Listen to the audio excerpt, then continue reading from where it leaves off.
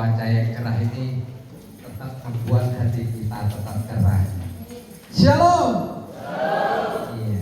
Puji Tuhan, Bapak Ibu.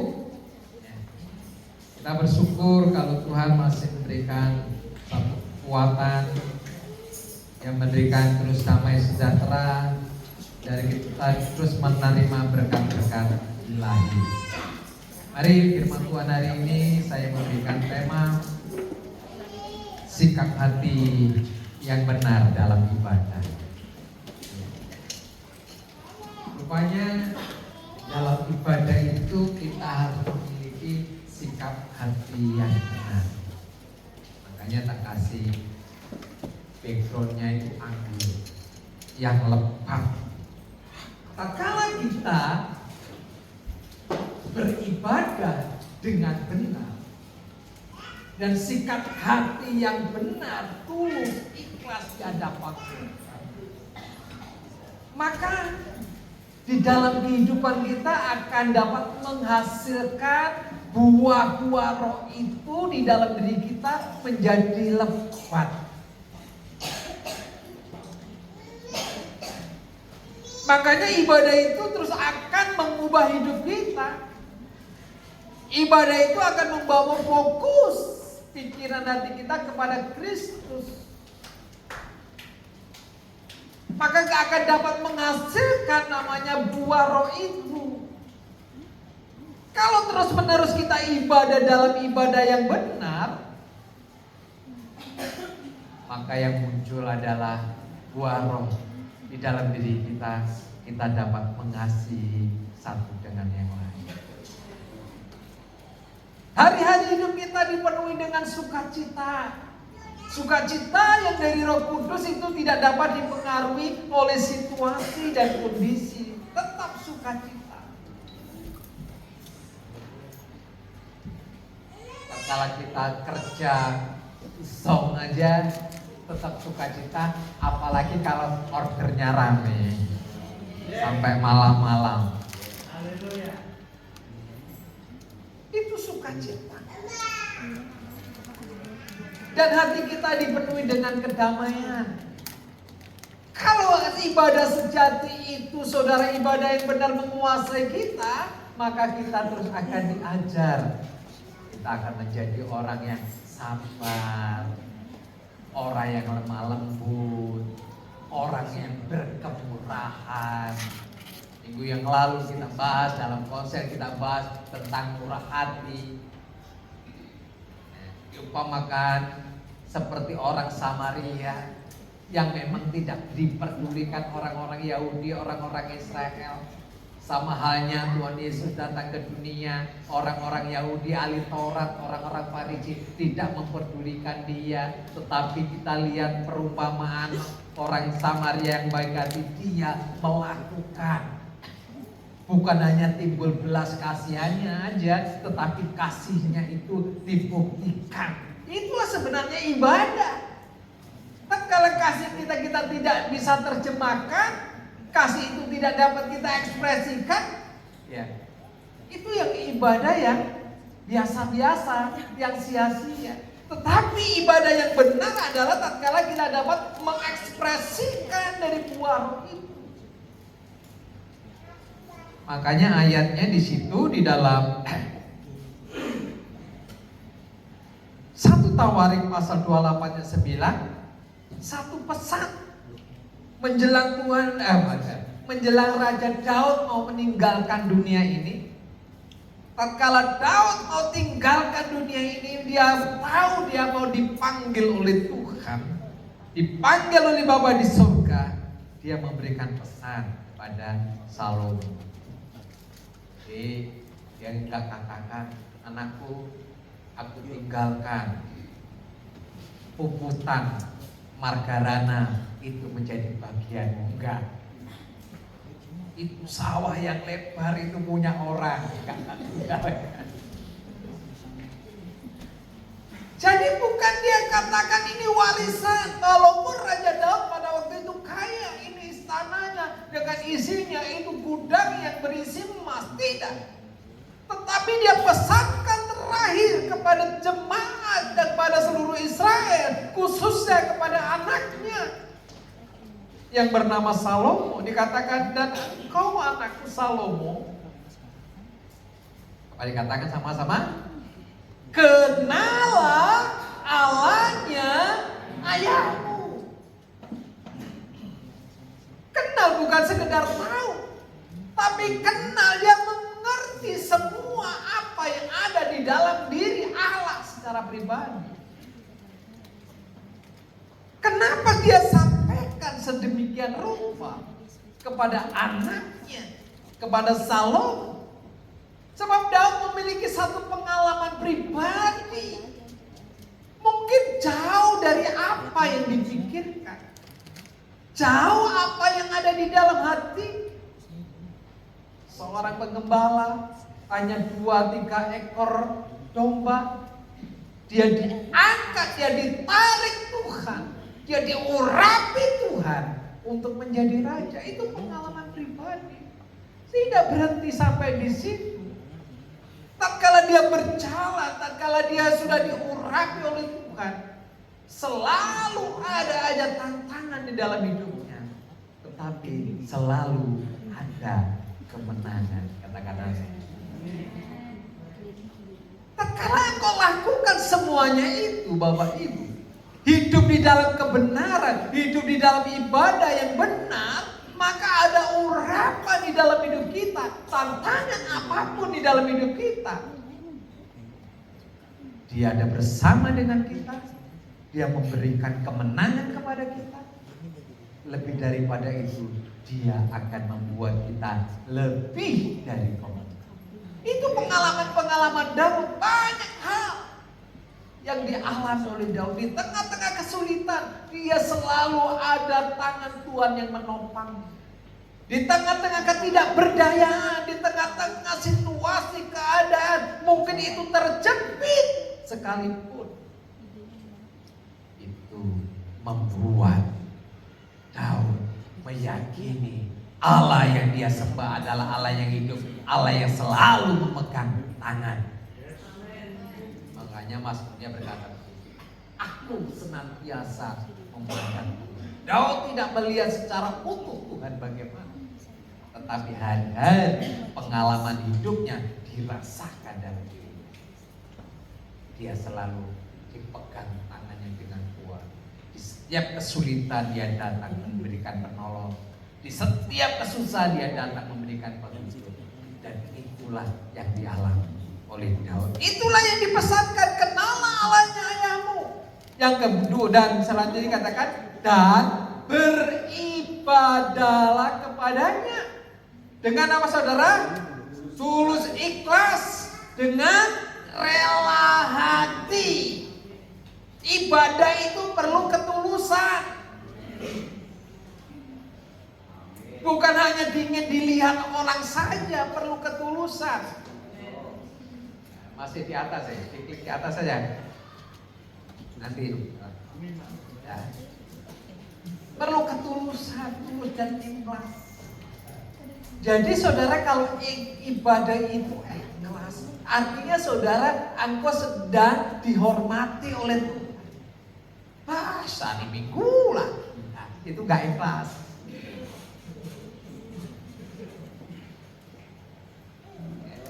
Aduh, waktunya coy, ini kerja coy.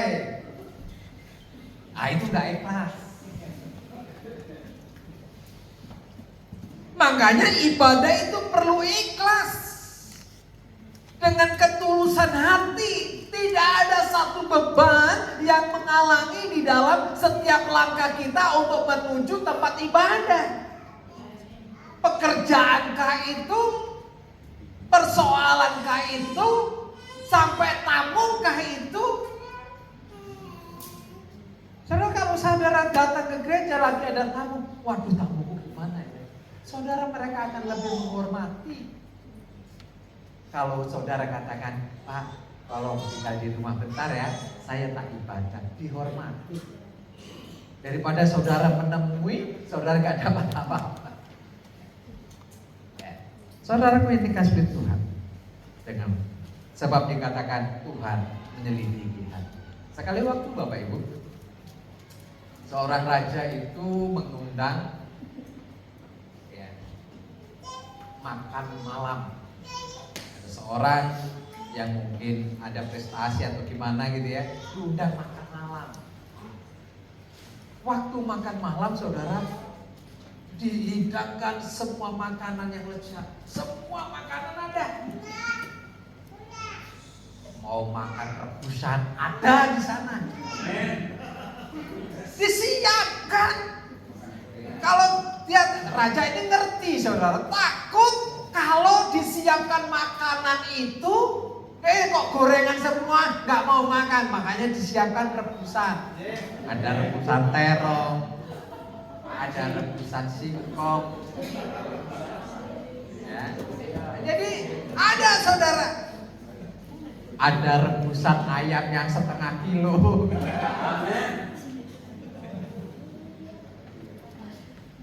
Mahal semua harganya. Ada juga babi guling di sana.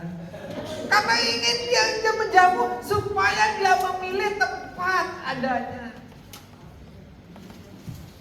Tetapi saudaraku, tatkala dihidangkan semua, rebusan gak mau, goreng-goreng gak mau, yang panggang-panggang juga gak mau, hanya dilihat saja. Nggak ada rasa bungkus, harus dimakan di situ. Pengennya raja itu supaya dia datang dapat menikmati apa yang disediakan. Rupanya nggak dinikmati. Oh, yang kecil aja tahu amin rebusan. Ya, saudara.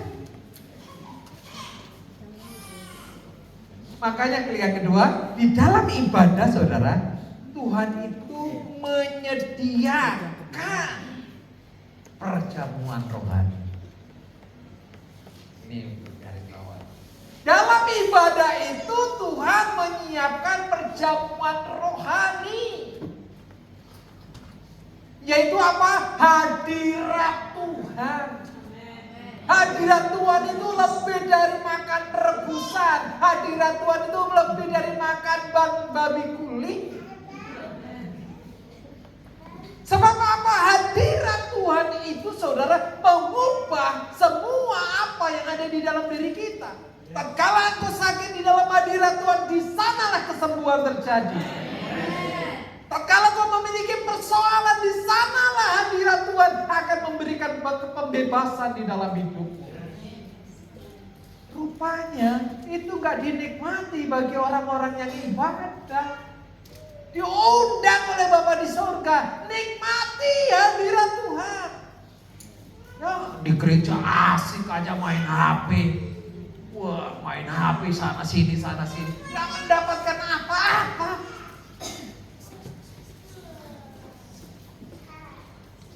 Di dalam ibadah itu kita menikmati firman-Nya. Di dalam firman itu ada janji-janji Tuhan supaya kita yakini.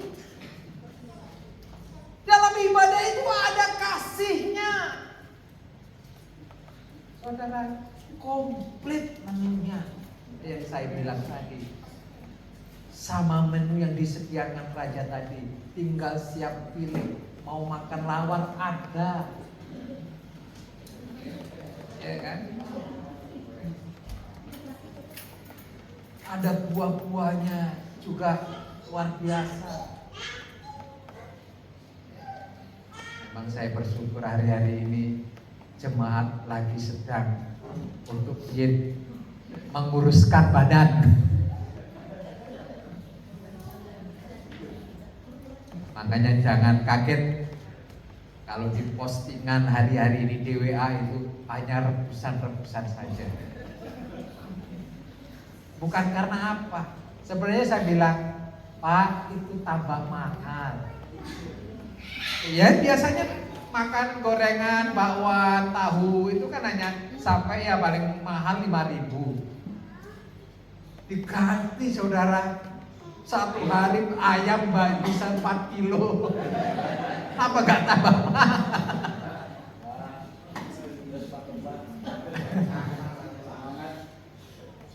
Luar biasa.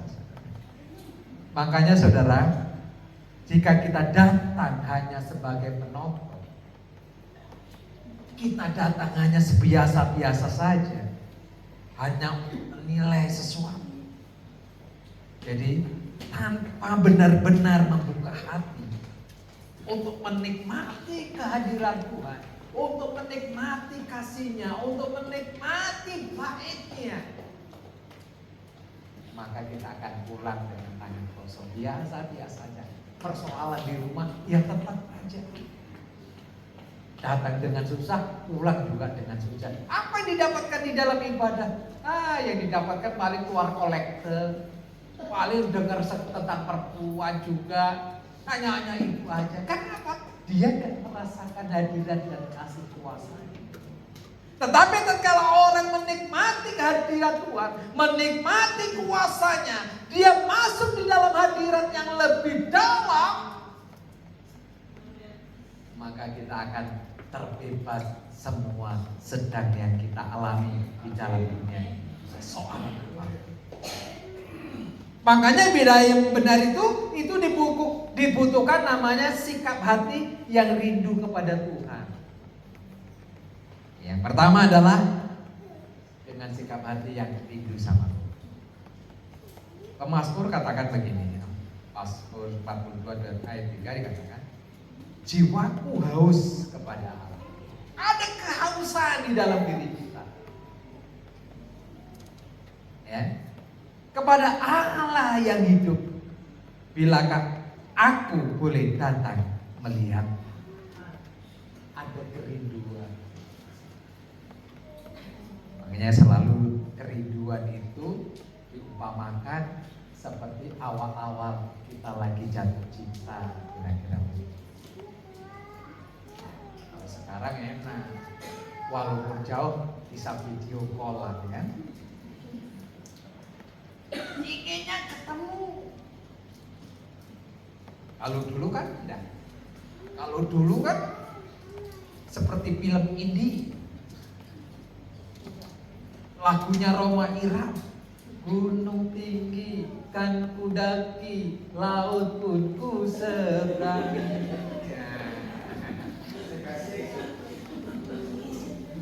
Saudaraku, ada satu perjuangan. Gak bisa jauh, pinginnya ketemu. Waktu semalam itu seperti beberapa jam saja. Makanya tak kala Yakub mencintai Rahel, saudaraku, waktu 7 tahun itu dianggap sebagai seberapa hari saja. Sudah berjuang 7 tahun, yang didapatkan Lea, kakak. Tetapi itu gak membuat putus asa, ditambah lagi 7 tahun sama Laban, mertuanya. Tetapi yang 7 tahun itu dianggap beberapa hari saja. Karena apa? Saking. Rindukan Tuhan. Daud katakan, jiwaku haus kepada Allah. Kepada Allah yang hidup, Allah yang memberikan kehidupan, Allah yang memberikan jawaban dalam persoalan hidupku, Allah yang memberikan pertolongan di tengah kesusahan dalam hidupku. Dikatakan air mataku menjadi makananku siang dan malam, karena sepanjang hari orang berkata kepadaku, di mana Allah? Seolah-olah mana? Tetapi ayat 5 berkatakan, inilah yang hendak ku ingat. Sementara jiwaku gundah gulana, bagaimana aku berjalan, perhatikan, bagaimana aku berjalan menuju dalam kepadatan manusia. Ya, dalam, saya ulang, bagaimana aku berjalan maju dalam kepadatan manusia, mendahului mereka melangkah ke rumah Allah. Ada satu perjuangan di tengah-tengah kepadatan manusia, di tengah hiruk pikuk manusia dengan sorak-sorak, dengan nyanyian syukur. Daud menerobos semuanya itu. Dia tidak mau ketinggalan untuk dia datang ke rumah Allah. Ada kerinduan dalam hidup. Jadi ibadah yang benar itu kita memiliki kerinduan untuk bertemu dengan Tuhan. Jadi bukan ketemu Pak Suroso lagi. Enggak. Yang dirindukan Tuhan bukan Pak Suroso. Kenapa sih rindu Pak Suroso? Karena ada ikannya. Terima kasih coy. Macet sama Pak Suroso itu kalau ngomong bukan namanya coy. Enak coy. Tapi enak juga saudara.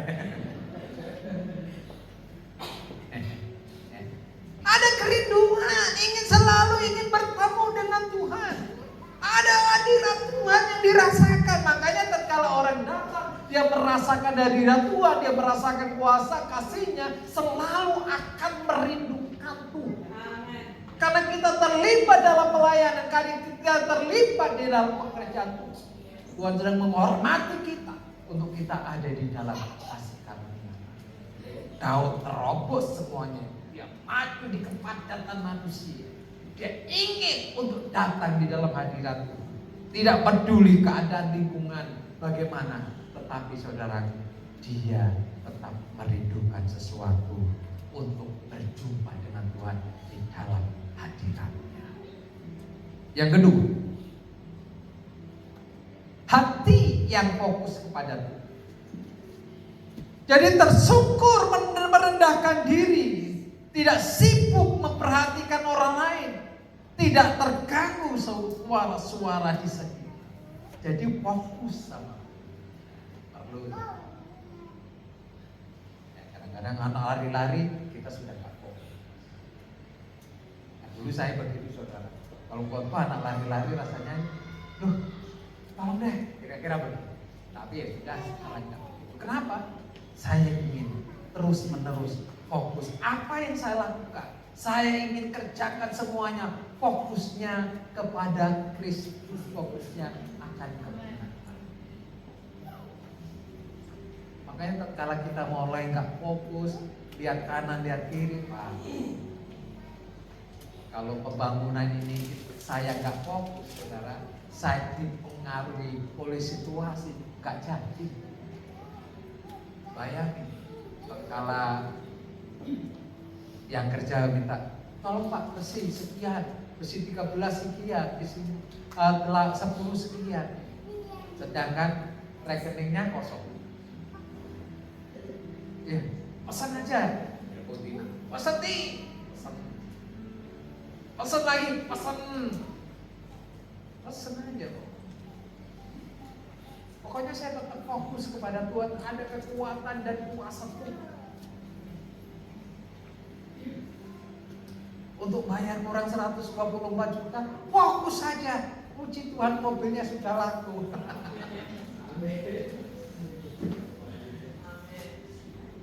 Ditahan-tahan sampai 4 hari, mobilnya akhirnya naik 2 juta. Puji Tuhan. Terima kasih Mas Andro. Saya bilang, Mas Andro bawa pembeli saudara. Tapi dia nggak mau. Nggak usah Pak, saya nggak usah Pak. Iya, saya bilang juga, Mas ini semua untuk nambah kontrak. Ini kan kita kontrak 20 tahun.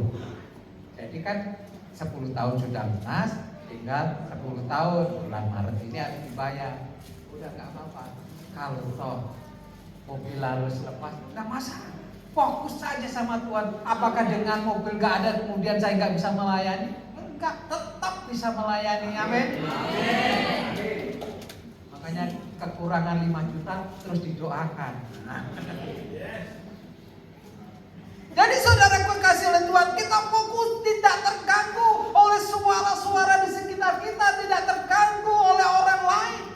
Maka pemazmur katakan pasal 26 ayat 3, sebab mataku tertuju pada kasih setiamu dan aku hidup dalam kebenaran. Mataku tertuju kepada kasih setiamu, hidupku dalam kebenaranmu. Artinya kita harus hidup terus menerus di dalam kebenaran. Apalagi zaman sekarang sangat mudah orang untuk melakukan perbuatan dosa. Saudara, banyak hal. Kalau saudara baca-baca, ya lihat-lihat media-media hari-hari ini, anak baru berapa tahun dia bunuh diri gara-gara tidak dibelikan buku, itu viral. Dan anehnya hukum sudah terbalik. Tatkala jambret mati, minta tebusan. Kalau kita lihat lagi media-media banyak sekarang itu banyak jambret akhirnya. Karena jambretnya dibela. Saya nggak habis pikir. Itu zaman sudah berbalik, firman Tuhan katakan hukum sudah berbalik. Makanya kita harus fokus. Pikiran hati kita harus fokus kepada Kristus. Tatkala kita bekerja tetap fokus sama Kristus. Saya senang lihat di media, di WhatsApp terus sambil memuji Tuhan, sambil satu dengan yang lain, sambil ya memberi dorongan, memberi dukungan. Walaupun kadang-kadang posting makanan, pendetanya hanya lihat saja, nggak masalah. Kode itu kode.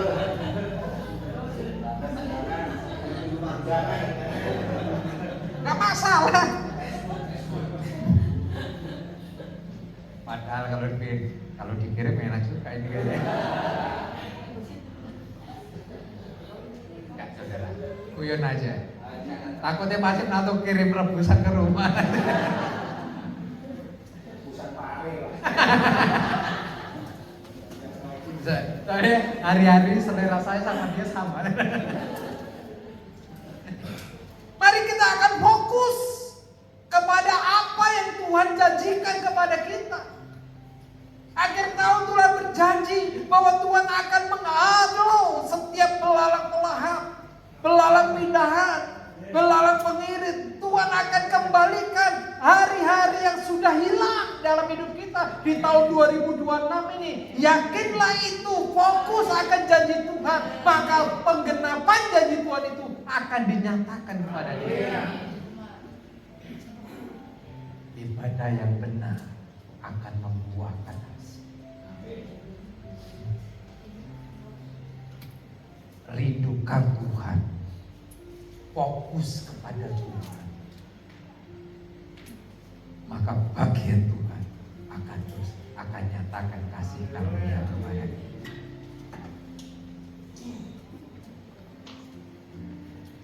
Yang ketiga, tatkala kita beribadah, artinya kita merindukan Tuhan.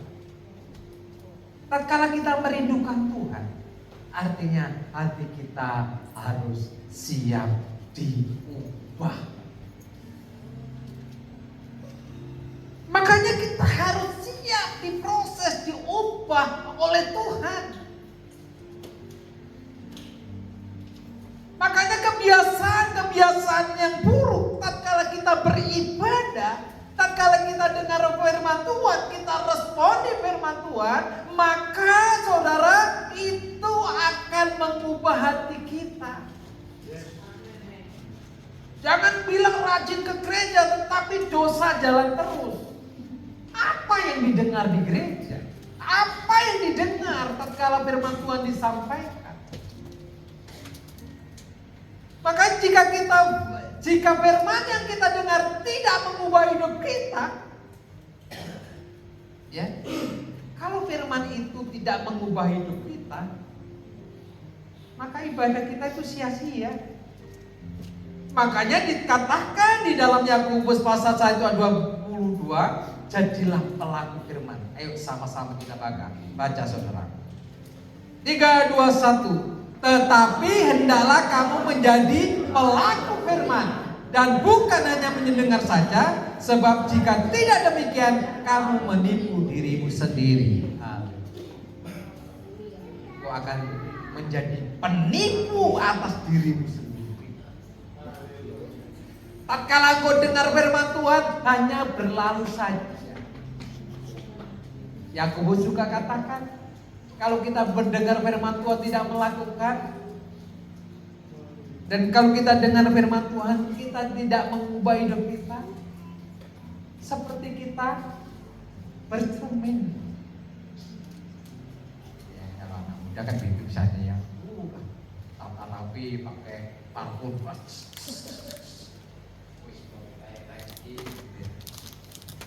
nanti keluar ada kaca spion, muka lagi begitu.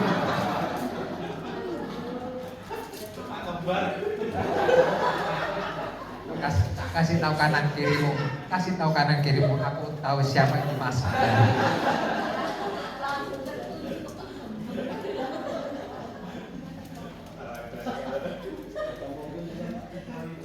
Iya, kan sudah begitu. Sudah ke kaca spion, lewat mobil ada kaca hitam, mobil masih gini lagi. Lupa dengan dirinya sendiri.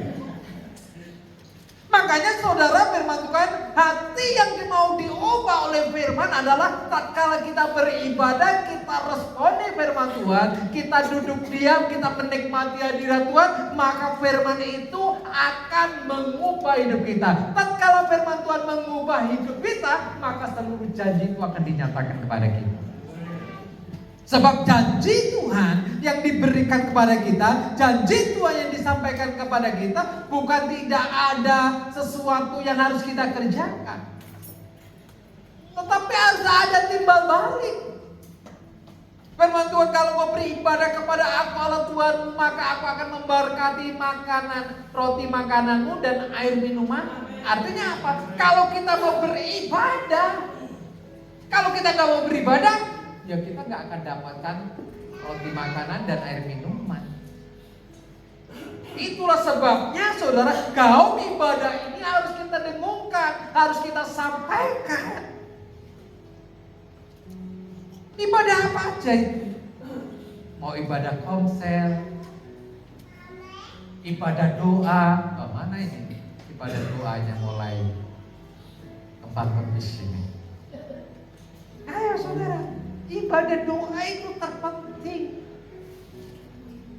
Kenapa sih orang percaya adalah gak berani ngomong baru?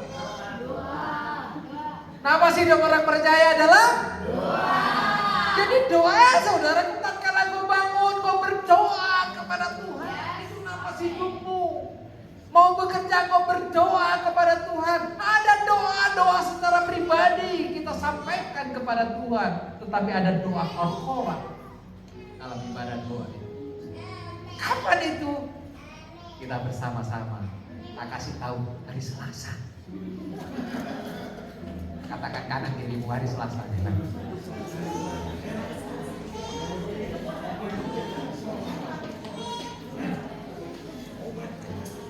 Supaya diingat bahwa hari Selasa itu ada doa.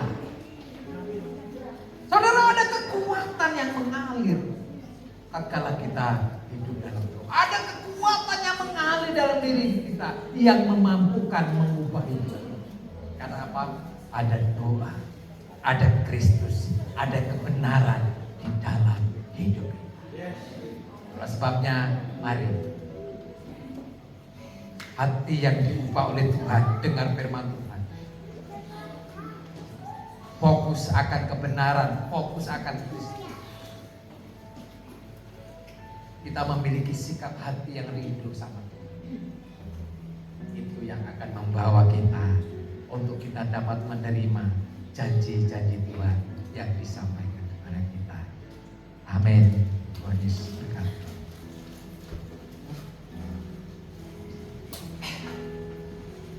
Mari kita akan berdiri, kita akan sangkan satu pujian. Ada janji Tuhan. Ketika aku hadapi, janjimu seperti fajar.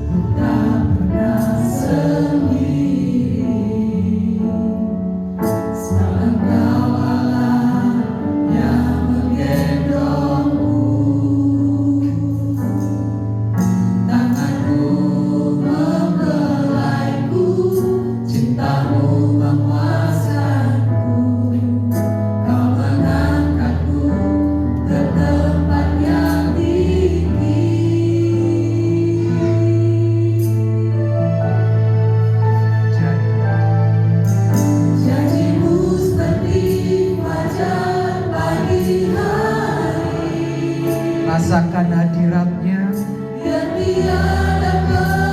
rasakan kekuatan dan kuasanya. Cintamu seperti sungai yang mengalir,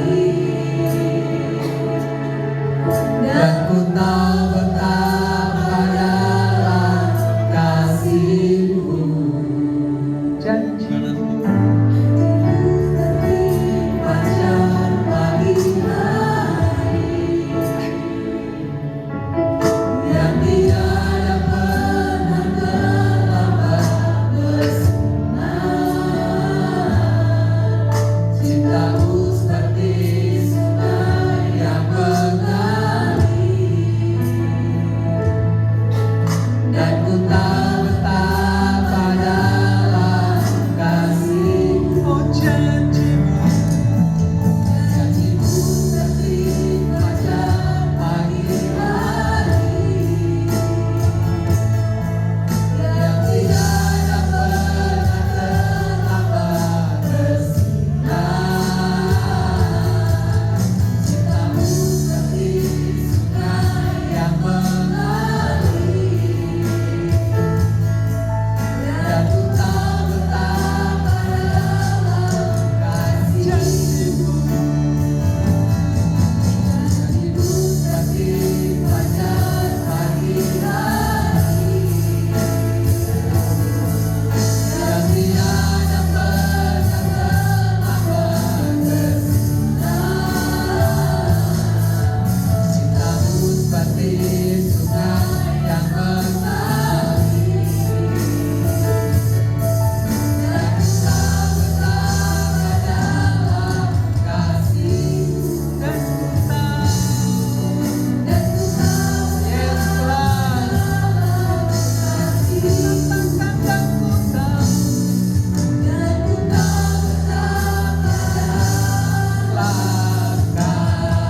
kasih sembah Dia.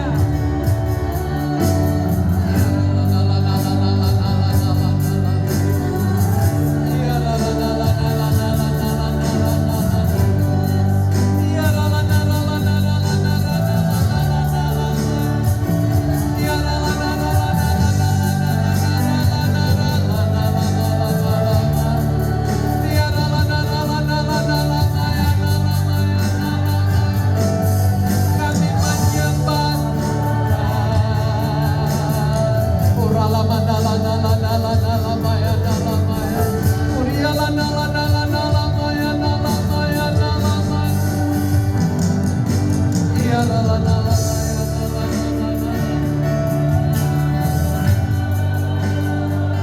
terus taruh kehausanmu kepada firman. Taruh kehausanmu kepada Allah yang hidup di dalam nama Yesus, supaya setiap saat, setiap waktu kau merasakan kehadirannya. Terus lari, roboh setiap halangan, roboh setiap tantangan.